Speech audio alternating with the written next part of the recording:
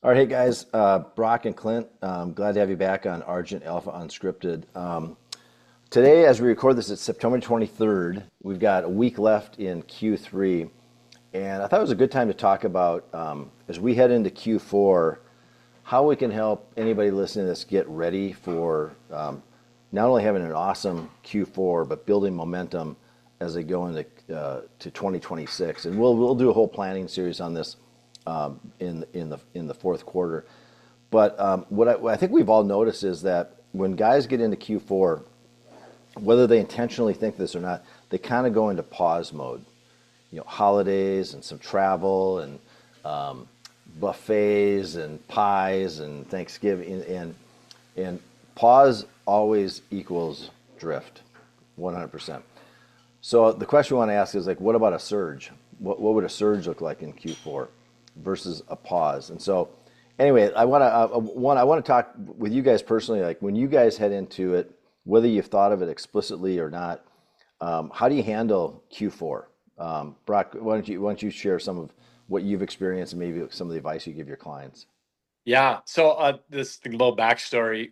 This will be the third year now that I've done planning with Jag leading it, and back in 2022. So right leading into 2023, I would say I gave a half-hearted effort as far as like framing up my goals for 2023. And then I started getting in towards the end of like Q4 of 2023. I'm like, oh my gosh, I nailed every single one of the things I said, and I'm far beyond that. So I don't have anything else to work for, so I might as well queue up 2024. And so it was this time last year, like heading into Q4, that framed up the next year. And it has been a game changer as far as three words, goals, all of that's heading into that. So I already have two of my three words for 2026 planned, but it has been just a game changer to think about it. And it gives you, instead of just like, okay, well, it's December 30th and I have 2 days before the start of the new year. Like I'm like using this Q4 to plan out all of 2026. It's such a good, like when you give yourself that extra time to think about it and prompt it, your mind goes out and seeks and finds those things that you really want to aim towards. And I mean, we have that here in this group, but it's been a real game changer as far as like figuring out where you want to go in your business, where you want to go in your personal life, in other goals. So Hmm. I'm looking forward to it. Great. How about you, Clint? Yeah, I agree with Brock. This fourth quarter planning for next year is one of my favorite times of the year. And but back to your question, like finishing in a surge, I love that. Just some of the things we've done in the past years is putting our plan together. Just putting our thought together for how we're going to handle the holidays, how we're going to handle our nutrition and our training. I love that, and each year I've gotten stronger in that. And then one thing that's coming to mind is I don't know if it was last year or the year before, but just ending the year light. There was some info we had out there, and just I kind of like look at Q4 and especially towards the end of it as just purging, like just getting being a minimalist, getting rid of the things that are not necessary. Whether it's clothes or just things around the house or whatever, things on the computer. But I like going into it light, into the new year light, ready to go. So. Yeah, I I like. missed the first question you just said there, Jag, with the surge piece of it. Kind of funny that, of course, this is unscripted. I didn't know that this is what we're talking about, but just so happened to be, I framed up my whole Q4 this morning, and I have it all actioned out as far. So yeah, I'm surging too. I could share more on that, but yeah, I choose surge. Choose surge. That's awesome. It's funny too. I think anybody who's in business would identify with this. When you're in business, Q4 is the we're going for it. I mean, like it's our last shot, and nobody's really coasting in Q1, Q2, and Q3. But effectively, by comparison, you're kind of coasting because it's like, why is Q4 magical? Because you want to max out the numbers, you want to hit a bonus target, you want to unlock or trigger things that are tied to hitting certain goals. And I think that's what for anybody who's motivated and goal oriented, you loved Q4 because it was like a positive pressure to bring out the best. Flip that around and now look in your personal life. We do the exact opposite. We don't go for it. We take our foot off the gas. We allow ourselves indulgences. We lower our standards. We tend to justify taking less of an aggressive approach. And anyway, just an observation that, how you do anything is how you do everything. And it's just kind of, it's a paradox. Like, why would we do that in our business life, but do the exact opposite in our personal life? Any theories, you guys? What came to mind when you were talking about that was what we were talking about just in our banter before this of language patterns. As you're talking about that Q4, oh, it's the holidays. Oh, we have Thanksgiving. Oh, we have Christmas. It's just like people are looking for excuses to be able to just ease off. And it's just like we have a chance, or you do, you who are listening to this, like this is a great time to create separation, or like create that separation from you and your competition, or just evaluate the language patterns that you're putting out there too. It doesn't always have to be gas pedal down aggressive, but just like, are you leaning towards those negatives? Are you looking for that excuse to just like to ease up, or are you are you really serious and committed? Are you willing, ready, able to be able to make those actionable changes? And if not, why not now for Q4? That's kind of where my head went real quick, Brock, was the language patterns too, and avoid goals and approach goals. Like we can be a leader in Q4 when everybody, most of those around us are relaxing or partaking and going downhill. We can absolutely, crush it, be a leader for them and approach 26 stronger than we ever have. That's the opportunity here. Yeah, Clint, I want to go into that avoid versus approach goals. So for anybody listening who's not familiar, avoid goals are just like the name applies. I want to avoid eating dessert. I want to avoid something that's normally a temptation to me. So it's a way to improve by avoiding things. An approach goal is about growth, about taking on new things. It's about typically a different risk reward profile.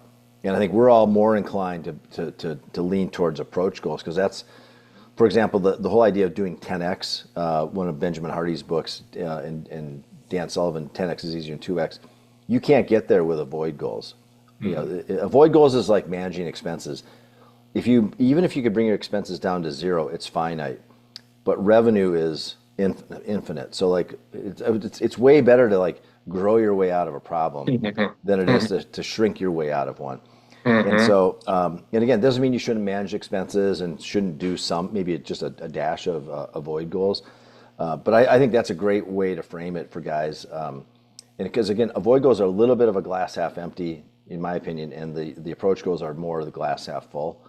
And have you guys, I think in what we've seen with working with men over 50, they come in with quite a few avoid goals. I don't want to get hurt is a classic one.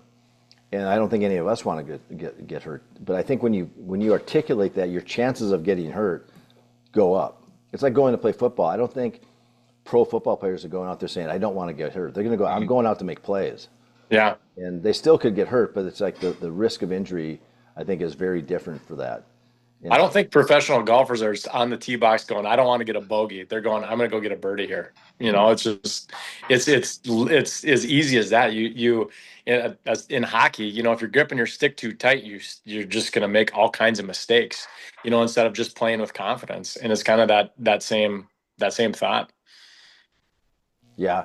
The other thing too, I want to talk a little bit about travel and holiday as it relates to this surge. So one of the things I've talked, in a surge, way to think about is what are some of the things you want to stop doing in Q4? What are some of the things you want to start doing? Set up your plan for Q4. What do you want to have happen? What do you want to be intentional about? And then how are you preparing for it? So that's planning and preparing tend to be two different things. There's planning, preparing, and execution. If you go through that, you may not be perfect, but you're going to have a way better Q4 than if you just going into Q4 with none of that. And so, Clint, I'm curious, like for you, I know you've got things pretty wired tight when it comes to nutrition and fitness, but where does your head go as far as like the average guy over 50? Like, what advice would you give him to like, hey, be wary of the pause and how should they prepare for the surge? I really like that, and I'll back up a little because one of my favorite things we've been doing the last few years. I think Larry Pabutis brought it up a couple of years ago, but we made a plan before going into Thanksgiving. Hey, what is my nutrition going to be? And I've stuck with it. And maybe it's, hey, one piece of pie or none, whatever it is. But having that plan beforehand is the key. And making one of my big things is the decision, right? Making the decision that you're going to do and sticking with it. Self-integrity is very important. So, but something we were talking about earlier too is just that rhythm. Like you have to decide what your rhythm is, who you are, be do you have, just like you said earlier, who am I? What is my rhythm? A healthy guy all the time, or is my rhythm an unhealthy guy? And when I'm out of rhythm, I'm trying to be healthy. You have to make that switch. So I don't know if that answered your question, but kind of where my head's going. Yeah. You No, you said something, Jag, that I've heard those three steps, and I think I probably even tell people them: plan, prepare, then execute.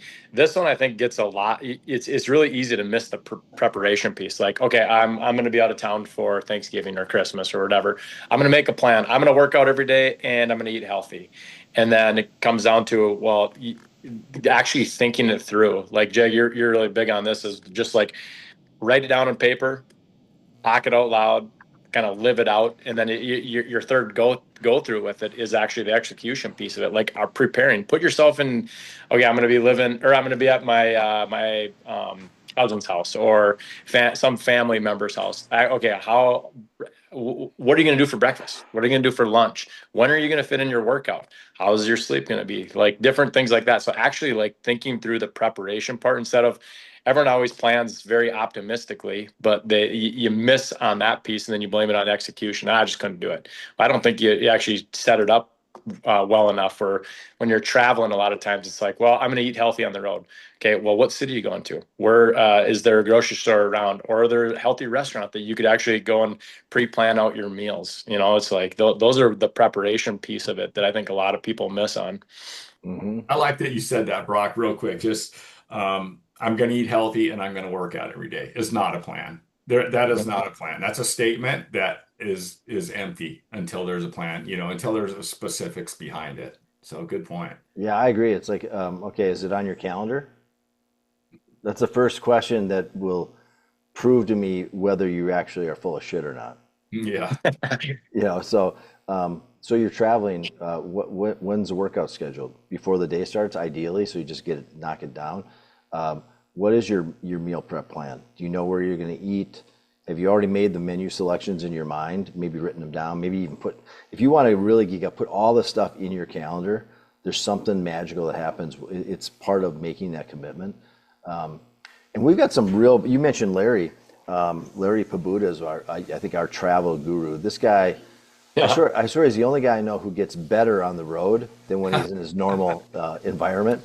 And he stays at a hotel in Denver where they actually created a smoothie and named it after him, I think, because he's so disciplined. Legend. Yeah, he's definitely Larry Legend for sure. But hey, I want to get into like one of the things we hear a lot, especially during the holidays, is lines like this: "You only live once."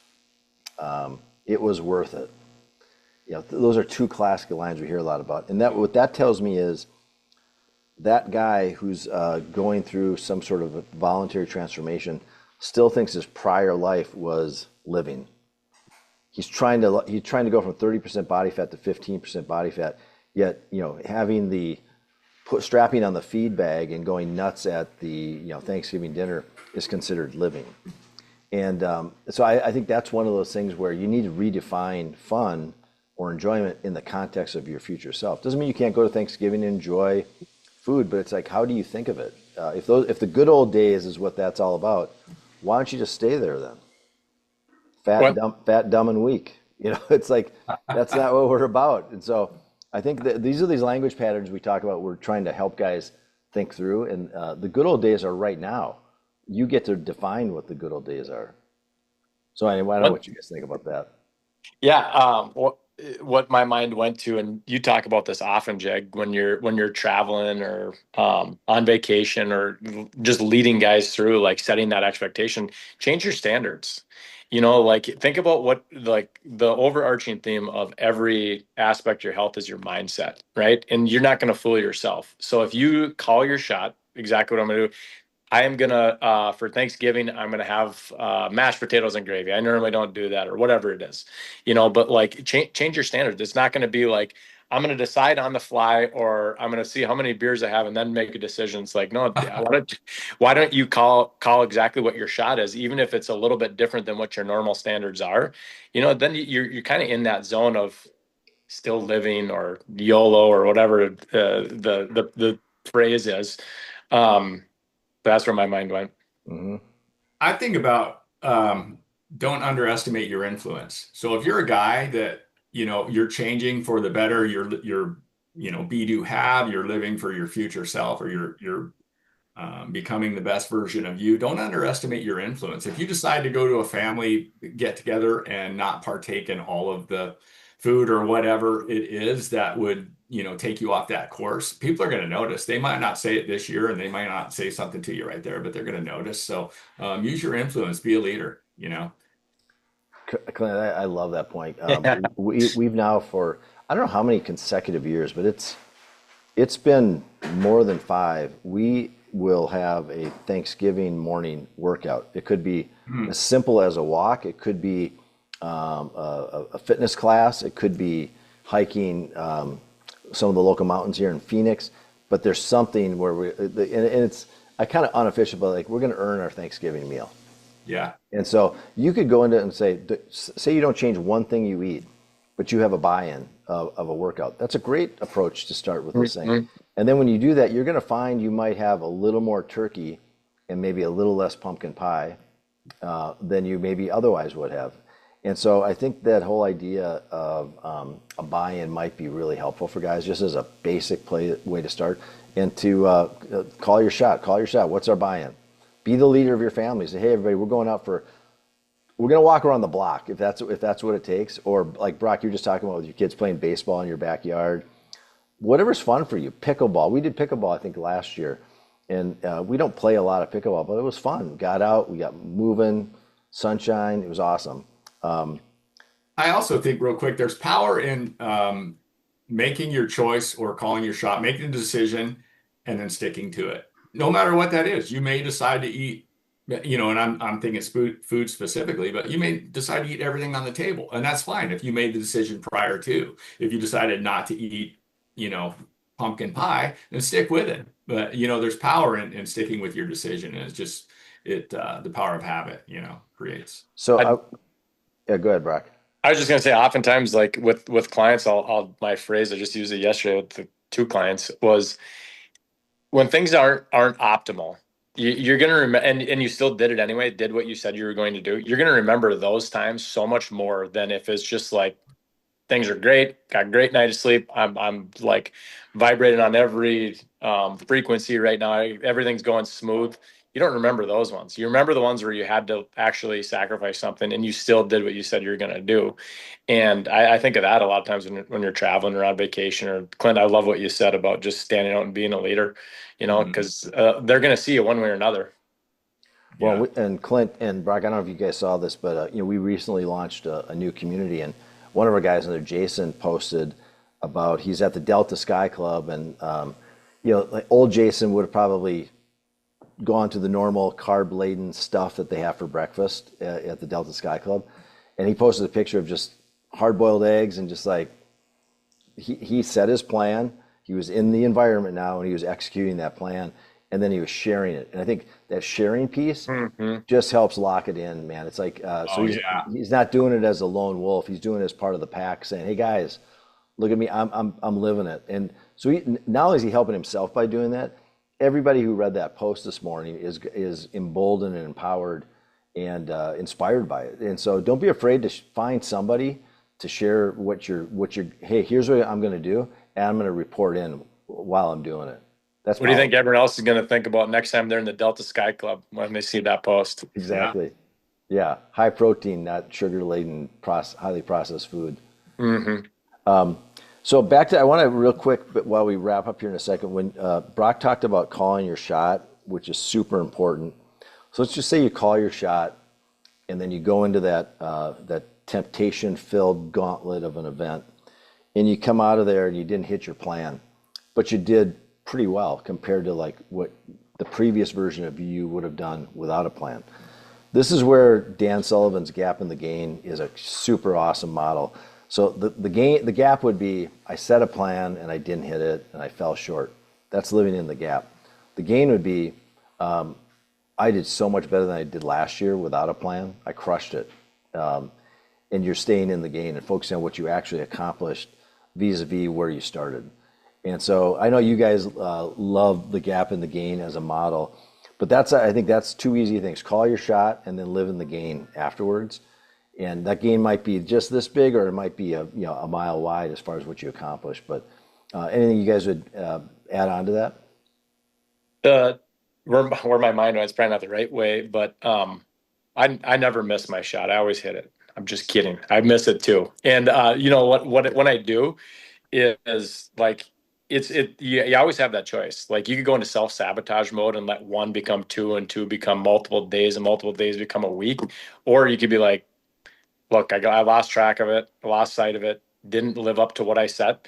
But it stops now. I'm right back on. I'm not going to let one meal turn into two, or one missed workout turn into a two or a whole week. You know, like I have those happen often enough. But I think that really the piece of it is how quickly can you turn it around, and can you turn it from not going into self-sabotage mode and just like, look, I missed. I'm right back into it now. I go there too, and I like the fact that, yeah, you have to just put it behind you and move forward. So living in the gain's a good tool. I'm going to go to a little different place though, because you have to learn from that. You have to learn from it. Living in the gain can become an excuse too. And, oh, you know what? I just did better, so much better than I used to do, so much better than I used. At some point, you can't just keep, you have to live your beliefs. And so just don't use it, learn from it, just don't use it exponentially. Yeah, that's a good point. You need, at some point, that old you can't compare to that anymore. The gain has to be, otherwise it's just going to be, there won't be any gain, right, to measure. So yeah, you're right, Clint. So think of it this way, I think, to close things out. So we got 90 days ahead of us. We got a week here now before Q4 starts, and 90 days can go by like that, and if you are in a pause mode, you will be worse in 90 days. There's no way you're going to get better by default. Zero chance. On the other hand, if you have 90 days of excellence, of surging, you're going to be a completely different person. So what if you went in the middle and said, hey, if I can get 45 out of those 90 days somehow in the surge mode and have those pause days not be as damaging, do you think your life might be better when it comes to New Year's Eve? So that might be a way to do it. I mean, what if there's 10 days that you surged? What if you started out the month with a surge? And you're going to drift. We all drift. It's all about how often do you drift, the frequency, and how long do you drift, the duration. So if you start limiting the frequency and limiting the duration, that time goes into surging. It's math. So yeah, I'd leave everybody with that as an equation. Any final thoughts, guys? When you said that, my mind went to all or nothing. It doesn't have to be all or nothing. You could put in 1 2-hour effort, or you could put in, a daily 10, 15-minute effort, and really build some rock solid habits, and probably be able to take that step. What am I trying to say? Continue leveling up as you go, instead of just like, well, I had one good day this week, another good one 2 weeks from now. Like consistency over intensity every single time. And it comes to this too. And I bet you more often than not, you'll end up surging. Mm-hmm. I like that, Brock, consistency, because my mind's going to just keep your rhythm. Why would I get out of rhythm? There's a few days, a few holidays, and maybe family in town, but I'm going to keep my rhythm. And then, prepare for 26. That'll be my, the preparation is the exciting part in the surge. So keep the rhythm. Yeah, I like that. So opt out of the pause, choose the surge. You get to define that. Live in the gain, not the gap, and keep your rhythm going. Again, assuming you have a good rhythm. There's some guys who just their default rhythm is not good. This is a great opportunity to snap out of that rhythm. Use the next 90 days of surge into rhythm. Yeah, consistency. Yep, redefine it. Yeah. So that's it. Thanks, guys, for joining today. Appreciate you guys, and thanks everyone for listening. And we'll see you guys next week. Thanks. See you guys. See Yeah. you guys.